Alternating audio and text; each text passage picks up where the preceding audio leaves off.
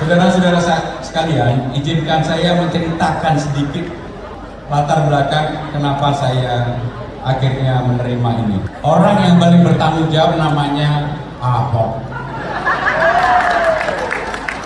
Saya begitu dipanggil oleh ibu, begitu datang disalami oleh ibu sebagai ketua umum, saya memerintahkan kamu menjadi calon gubernur.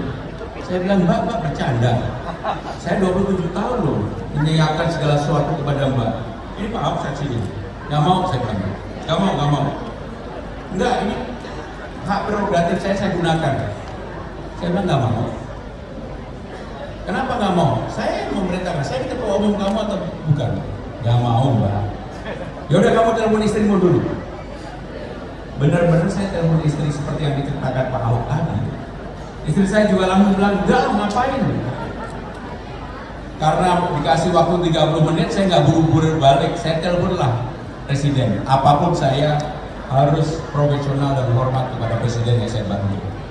Saya telepon kepada Presiden, Bapak Presiden, saya diamanah Ibu untuk menjadi calon gubernur Jakarta.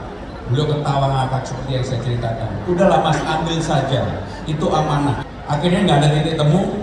Sorenya saya datang lagi ke Presiden. Tapi waktu pulang dari Ibu saya juga bilang, Mbak saya nggak mau loh. Mbak nggak fair sama saya.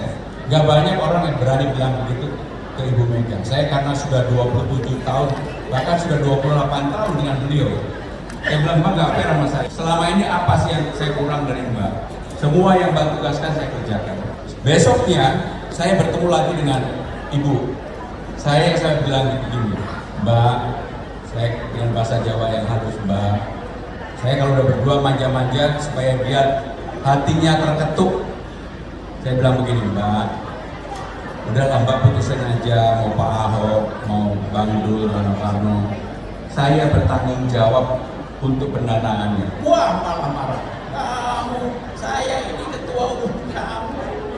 Jadi udah gak ada negosiasi. Maka saya pulang, saya kontak Bang Dul, Bang, ke rumah kita ketemu jam 7.30. Jam 7. Begitu saya ketemu Bang Dul, saya tanya sama Bang Dul, Bang, abang kan sudah anggota DPR RI terpilih. Kalau maju kan abang harus mundur.